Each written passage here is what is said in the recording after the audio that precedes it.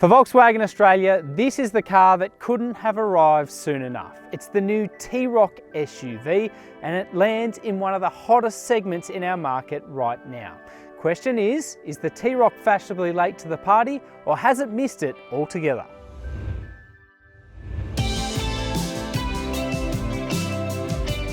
Slotting above the smaller, cheaper T-Cross SUV, the new Volkswagen T-Roc aims up at top-spec variants of the Hyundai Kona and Mazda CX-3, not to mention more premium players like the Audi Q2, BMW X2 and Mercedes-Benz GLA. Initially, the T-Roc will be available in one solitary grade, the 140 TSI Sport, priced at $40,490. The engine and platform are all carried over from the Golf hatch, including a detuned version of the Golf GTI's punchy 4-cylinder engine. Now, upon settling into the driver's chair and racking up a few kilometres, the Golf connection soon becomes very clear. The T-Roc exhibits similar levels of dynamics, refinement and confidence out on the road. And I've got to say, for a segment that's already teeming with different options, the T-Roc has a really nice European point of difference and overall sophistication. It goes about its business very convincingly. There's a real sporting pedigree that starts with the T-Roc's engine and all-wheel drive system. Boasting 140 kilowatts and 320 Newton metre outputs, the Turbo 4 can sprint to 100 kilometres an hour from rest in 7.2 seconds.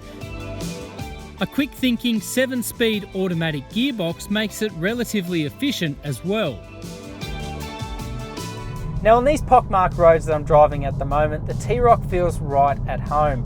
There's no excessive noise coming through the cabin. It feels planted and isn't shaken at all by mid-corner bumps. Now, similarly, you're also getting typical Volkswagen levels of feel and feedback, be it through the brake pedal, the steering, or the overall chassis composure. The 2-litre petrol makes power basically everywhere, and being derived from the EA888 engine that powers the GTI, it's not afraid to rev towards its 6,000 RPM cutout. The one exception to all this is a little bit of low-down hesitation, a combination between the dual-clutch automatic gearbox doing its thing and also a little bit of lag from the engine. That level of refinement flows onto the interior, where a relatively spacious layout complements an 8-inch touchscreen, digital instrument cluster and quality materials. The centre fascia layout feels a little last generation against Volkswagen's newest models, but the presentation is clean, legible and functional. The T-Roc gets a 5-star safety rating with the latest driver aids too. Now yes, the rear seat is cosy, but all things considered, for a compact SUV, the T-Roc actually stacks up alright in terms of proportions. There's adequate space for a couple of adults on shorter journeys with decent leg room, decent shoulder room and decent headroom. You could also squeeze in a couple of kids with ISOFIX attachments on the outer pews and rear air vents.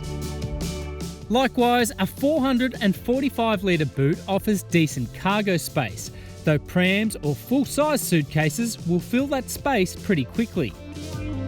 All told, the T-Roc is a welcome addition to the small SUV brigade.